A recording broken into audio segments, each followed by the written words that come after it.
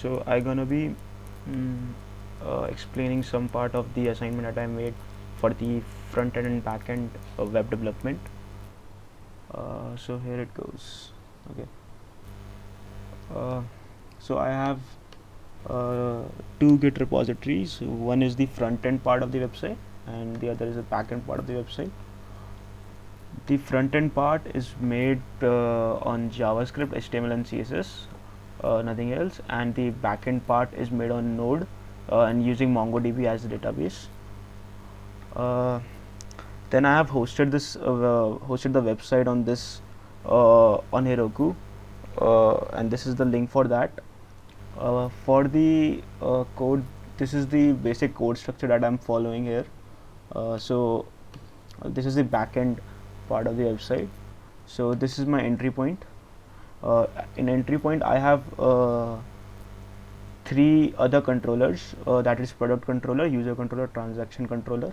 Each controller controls model, which is the product model, transaction model, the user model, and each controller has then its routers, its own router, which routes it to the various branches and serving as an REST API. Then I have this front end part.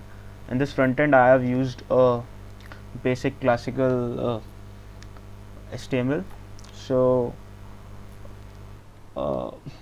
yeah, so whenever I'm fetching some data, I'm just storing it as a string and just appending that string as a HTML DOM element into the inner HTML of any other div or something.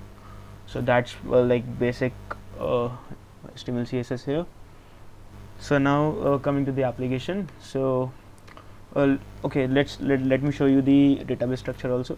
So database structure has three things, that is, one is the product, the second is the transaction, third is the user. So right now I have three products. I have 12 products, 6 transaction and 1 user. Each product has the following fields: an ID, a product name, a price, an image, and a timestamp. Each transaction has the following field: an ID, a product ID, a user ID, a coupon ID, amount, and this part is the timestamp. Each user has the following attributes: an email, a project object ID, email, password, and a wallet. The wallet is the amount of money that is currently held in the wallet of the user. So let's just move to the. So these are the first, like, the pala part, which is for the front end, and the dusra part, that is for the back end. So let's just move to the website straight. So this is the website. It's loading up stuff. Okay, so in the website we have the balance, we have our user balance, then we have our username. I have logged in as this user, Karan, that's me.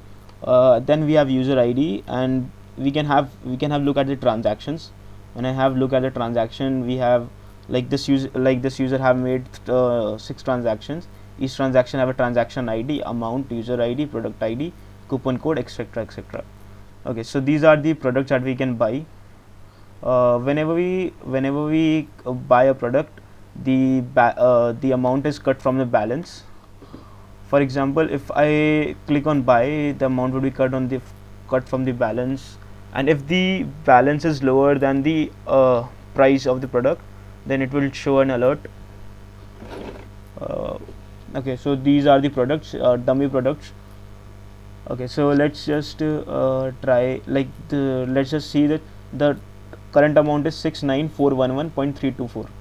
let's just buy anything, like okay, this phone. Let's just see the transactions. I have a new 7th transaction, which is this transaction. The product price was 1800, and the product price here is 1800. User ID is this, which is similar to this. Now to see the updated wallet balance, we can just reload it. 69441 was the last balance, and now it is 17641.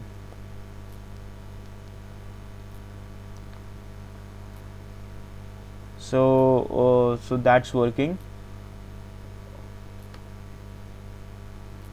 I have uploaded, I have pushed all the code on the GitHub that I would be attaching in the form. You can uh, ask me any question related to it. Thank you.